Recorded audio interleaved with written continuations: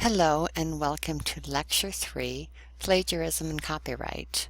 I am Dr. Renee Dupre and this lecture is for English 311 Advanced Composition at New Mexico State University in fall 2015. Today's agenda.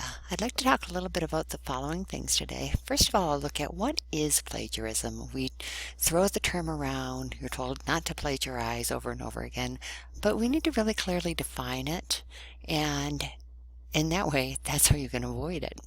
The second thing I want to look at is a closely related concept, but it's slightly different, and that is the idea of copyright. So we'll spend a little bit of time looking at what is copyright, and then briefly examine the difference between plagiarism versus copyright infringement. Look at a few examples of how to and how not to incorporate other people's work into your writing.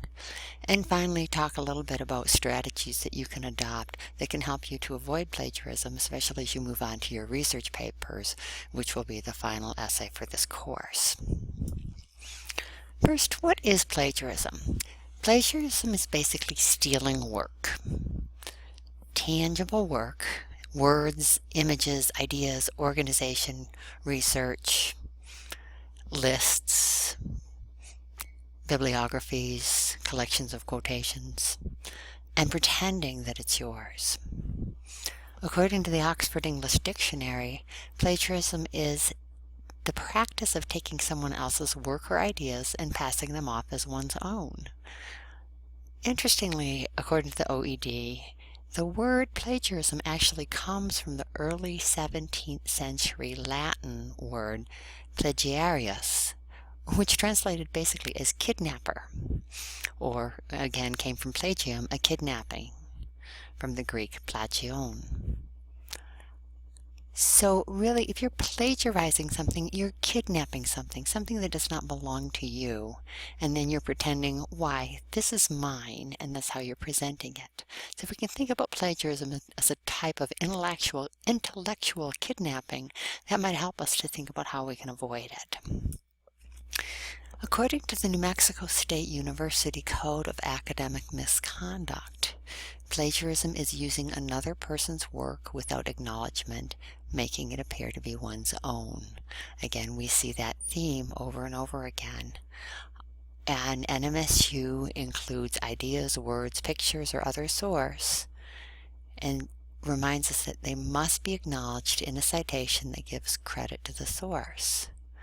And this is true no matter, yes, that is a typo in the policy book, where the materials comes from. It doesn't matter if it came from another student, the internet, a book, unpublished materials, oral sources. Say if you do an interview with somebody and somebody shares some ideas with you, you need to cite that person when you are writing. Key, and I will return to this several times during this lecture, are the two different general categories of plagiarism, both intentional and unintentional. Both of these instances are considered instances of academic misconduct. It doesn't matter whether you meant to do it or whether you did not. If you plagiarize, they are both considered academic misconduct and will be treated as such by NMSU. It is the student's responsibility. The student who submits the work is responsible to know, understand, and comply with this policy. This policy is found at the link below. If you are not familiar with the entire policy handbook, I encourage you to go to it, download it. Remember that this is what guides your activities and your behavior as a student at NMSU. This is just the academic misconduct portion of the entire policy handbook, but you are expected to be familiar with the entire thing. What is plagiarism? Plagiarism is fraud. As we've just said, it can be purposeful or it can be accidental, and both count. I'm going to look a little bit more closely at the two intentional versus unintentional plagiarism. Intentional plagiarism can take many forms. Frequently, all too frequently, especially in an age of paper mills. Intentional plagiarism can involve buying a paper. It can be from the internet, a friend, a foe, anybody, and submitting it as your own, buying or stealing somebody else's paper. Intentional plagiarism can be when it's due the next day. You log on, you go, oh, here's a really nice essay from the internet. You copy it down, and you don't quote or give credit. Plagiarism can also consist of copying and pasting from one or more works without citing or using quotation marks. I instantly ran into an instance of this in a professional project I was working on. One of the people who was also working on the project basically copied and pasted from multiple different sources on the internet, and while she provided citations, there was nothing indicating that these were direct quotations. 20 pages for 2 chapters. She was pulled off the project and lost her job. Presenting someone else's words or ideas without giving them credit. So not only words, but ideas. If you present those without giving them credit, and this I've seen happen in unintentional plagiarism as well, where sometimes students just don't have the skills or don't know how to introduce or show the difference between their own ideas and somebody else's. So that's something that we will work on as a skill in this class, but I would expect that at this point you have a pretty good basic understanding of how to do that.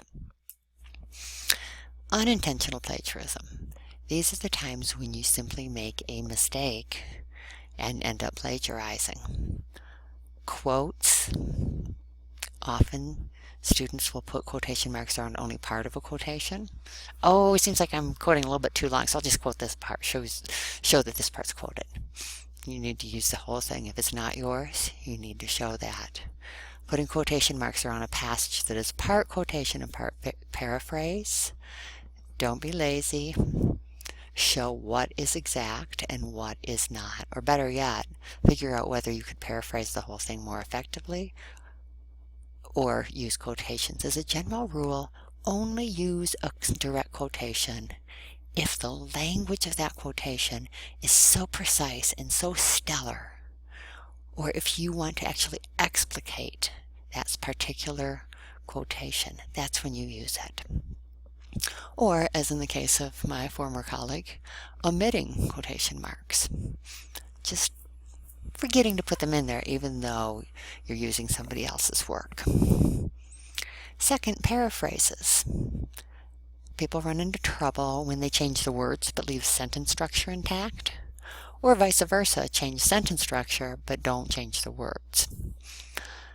And finally, citations. People can omit citations, or if you're lazy about your citations, providing inaccurate citations. Those are unintentional instances of plagiarism, and again, you are responsible. We all make mistakes, yes, but we need to be as accurate as possible. Here are 10 common types of plagiarism, and this comes from a somewhat tongue-in-cheek guide from Turnitin, an anti-plagiarism software, about the 10 types that are commonly seen. Most common is the clone, where you basically somebody else's work word for word. Present it and say, yeah, I did this. Aren't I great? Then there's the Control-C, where you have a written piece and it contains big chunks of text that somebody else wrote. You have the find and replace variety, where you change some keywords and phrases, but essentially it's somebody else's ideas, somebody else's content. You mess around with it a little bit, and then you hope that Turnitin and another plagiarism checker won't catch it. The remix. You paraphrase from a whole bunch of other sources, make it all fit together, but nothing's original. This is all stuff that other people have said, not you. The recycle. You generously borrow from things that you've done before. It's your own work, right? No problem. Well, that is a problem. You cannot submit work for a class that you have done before, or even submitting simultaneously without your instructor's permission work for the same piece of work for two different classes. You can do kind of a hybrid. You can cite things perfectly, do everything really well, and then copy a few passages just to kind of flesh things out. The mashup. Again, here was my colleague, a paper that represents a mix of copied material. You got the 404 error where your citations kind of lead nowhere. You can be an aggregator where you cite everything, but virtually nothing is original. And finally, you can retweet. In the retweet paper, you're citing things, but relying really heavily on original wording and structure that came from somebody else. So again, a somewhat tongue-in-cheek guide, but these really are the types of plagiarism that we see over and over and over again. On to a second but related concept. What is copyright? Copyright differs slightly and essentially from plagiarism, but it is something that we also need to be looking at when we start to discuss how you can create original work. The Copyright Act of 1976, which has been updated frequently since then, basically says if you wrote it, you own it. If you write something, it is your own intellectual property. You can, but you don't have to go out and register it. Every piece of writing that you have done as a student belongs to you. It is defined, again, by the OED as the exclusive legal right given to an originator or an assignee to print, publish, perform, film, or record literary, artistic, or musical material, and to authorize others to do the same. So you, as the creator of the work, can perform it, you can write it, you can reproduce it, you can do whatever you want with it. And you can also authorize somebody else to do the same thing. The Copyright Act is based on the fundamental principle that the expression of original ideas creates something. It creates a tangible something that is called intellectual property. And that tangible something is just as much a piece of property as a diamond that you buy from a jeweler. It's the groceries that you buy from the store. And they need to be treated as such. They're owned by somebody and they're sold by somebody. There are a few exceptions to the rule that if you wrote it, you own it. Number one is if you create something as an employee of an organization. For instance, I was a stringer for the Ann Arbor News for several years. When I was employed by that organization, everything that I wrote, all of the articles I wrote for the Ann Arbor News at that time, belonged to them because I was their employee. And a second instance is the work for hire instance, in which a freelancer signs a contract, generally something that another organization has brainstormed and has an idea of what it is. There are certain parameters to what a work for hire can be. But again, in a work for hire organization, then the contractor owns the rights rather than the actual writer. Importantly, copyright does not include ideas, just the way that those ideas are expressed. Copyright is all about how you say it. The academic concept of plagiarism is somewhat broader in that it requires you to also cite ideas, which makes sense when you think about it because realistically ideas are the bread and butter of academia. Copyright holders have 6 rights. First, they can reproduce their own copyrighted work. They can prepare derivative works, that is, works that are derived from. They can distribute their work by selling it, transferring ownership, renting it, leasing it, lending it. They can do lots of different things. They can perform that work publicly if it's a performance piece. They can display it publicly. And in the case of sound recordings, they can perform it publicly by using digital audio transmission. This is verbatim from the Copyright Act of 1976 in Section 106. There are some limits, however, to copyright. First of all, copyright of an individual author expires 70 years after that author's death. In the case of a work for hire situation, the copyright expires 95 years from the date of publication or 120 years from its creation. And there's lots of other rules around that. They're different, but the big thing to take away from this is just know that copyright does eventually expire. There are some public non-exclusive uses. More and more people are just actually putting on a statement that explains the allowed uses. Anything that is created with public funding generally is something that is in the public domain, which I'll talk about in a second. Often people are posting things using a Creative Commons license. Most of the time they will ask, well, just give me some attribution. You can use my image, you can use my words, you can reproduce this essay, but please give me attribution. In a few cases, people don't ask for that attribution. Some works exist in the public domain, first of all, after time is expired, or in instances where things are created with public funding. Almost all work of federal employees is in the public domain. Fair use is an important concept for you as a student. Fair use provides for the limited use of a work without permission in certain circumstances. Whether use is fair is determined on a case-by-case basis. In most cases, the purpose or character in a nonprofit educational setting is considered appropriate. What is the nature of the work? How much did you use? You can't copy and paste the entire work, but you can copy and paste a few sentences.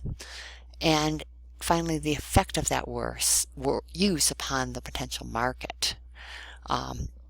Are you decreasing the value of that copyrighted work by reproducing it in the way that you are? Again, generally, the concept of fair use means that, say, if you want to share something via email, rather than copying and pasting an entire article, one or two sentences from the article and the URL are what you send out in the email or your Facebook post. Otherwise, you could be really guilty of copyright infringement. A quick review of plagiarism versus copyright. Plagiarism is basically usually something we see in the academic world. It's enforced usually by schools versus copyright, where you're going to see courts and the legal system getting involved. Plagiarism basically means you use a work, idea, image, broadly defined, without giving credit to somebody.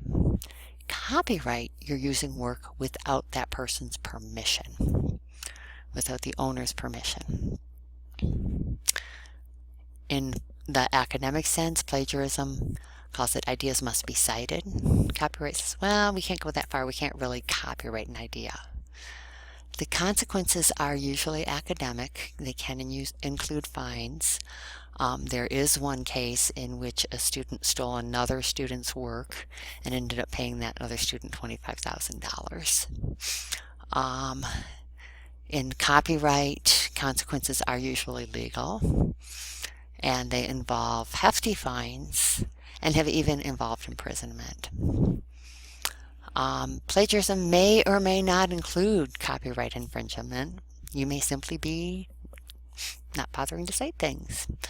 And those things might be ideas. And copyright, conversely, may or may not include plagiarism. In plagiarism, you should always cite your work, even if it's in the public domain. Copyright doesn't really care whether you're republishing something in the public domain. Hence we have sites like bartleby.com where many works that are in the public domain are being published. In copyright, fair use does allow you to use short passages with proper attribution. And that's why when you are writing about Sharman Apt Russell's essay, you can, and I expect you to, quote from her, paraphrase her, but cite her. Here's some examples. Let's say we start with the original text. Waldo Emerson is truly the center of the American Transcendental Movement, setting out most of his ideas and values in a little book, Nature, published in 1836, that represented at least 10 years of intense study in philosophy, religion, and literature in his first series of essays. This is taken directly, it's a direct quotation from the American Transcendentalism web.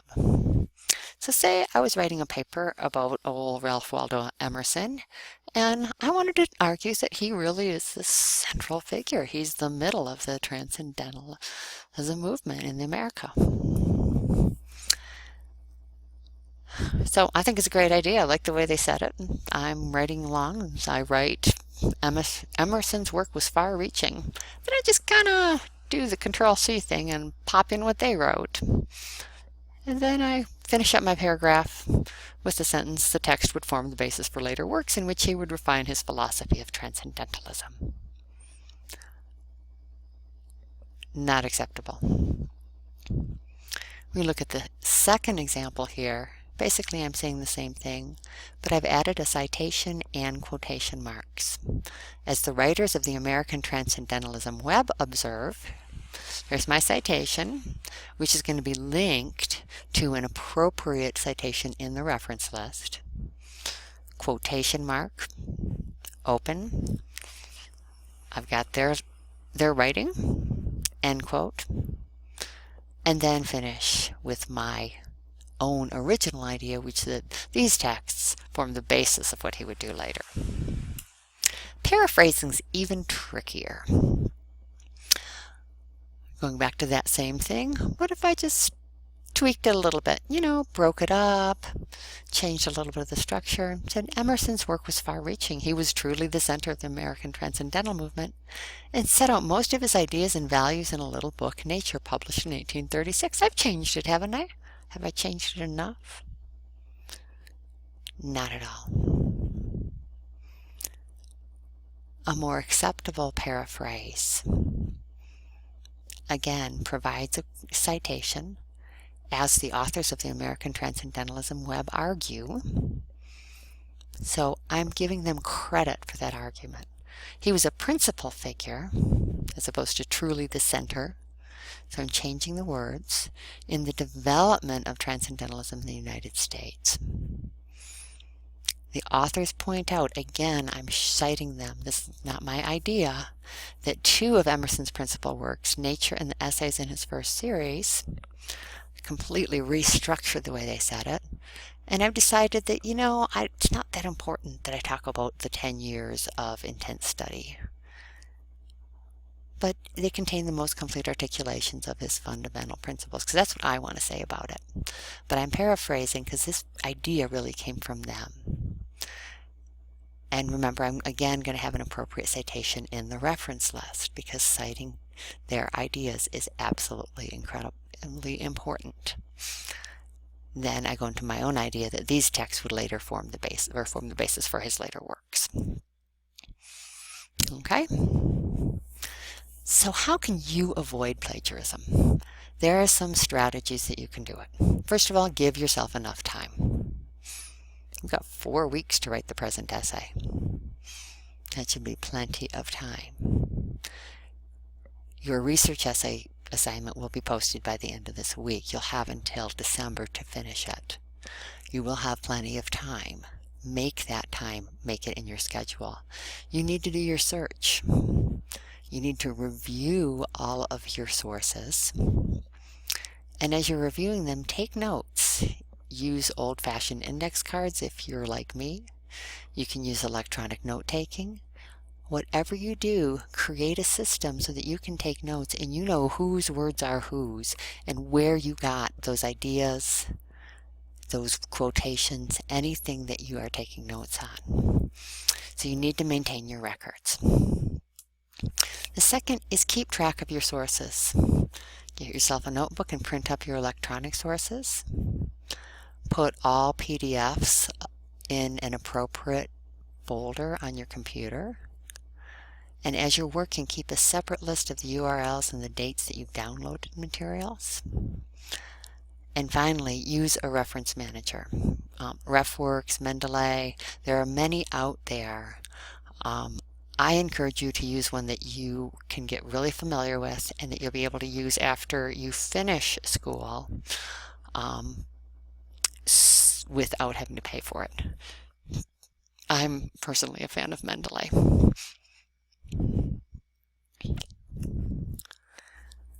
Separate your work from others. Never, ever, ever, ever, ever copy and paste something from the web directly into your document. It is just too easy for it to get mixed up. Keep your notes from each source in a separate document and include the full citation information. And that's going to save you tons of time so you're not looking and looking and looking. Include page numbers if you're going to quote something, or even if you have an idea. You can go back and look it up much more easily. So those are just a few strategies. And finally, I just want to say, why is it such a big deal? There's some common excuses that I've heard over and over again. And you know, why it's wrong, why it really, really is a big deal if you're plagiarizing. I've heard students say, but I just copied a few sentences, just a couple. You're still stealing. It's just like the kid who says, well, I just shoplifted, you know, a few of those really nice $100 shirts from the department store. I didn't get that many. You're still stealing. Everyone else is doing it, and it's true, everyone else is doing it. We're living in a copy and paste culture. That still doesn't make it right. But mine is an adaptation of the work. But you're still starting with someone else's work. You need to give credit where credit is due. And finally, most commonly I hear, I'm not hurting anyone. Nothing could be farther from the truth.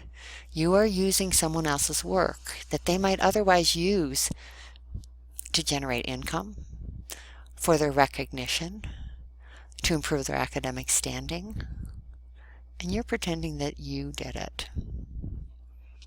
It's just plain wrong. This is a tough topic. I'll be posting to the discussion board a few questions. Please, if you have any questions about plagiarism, copyright, the differences between the two, please post them to the Avoiding Plagiarism discussion topic. And remember, these are huge. There are lawyers that spend their entire lives looking at intellectual property issues. For our purposes, I just really want you to have a pretty clear idea of what is and is not appropriate in an academic setting when you're integrating other people's work and entering into that truly exciting dialogue of academia, of ideas about the things that interest you. Thanks so much, and we'll see you online.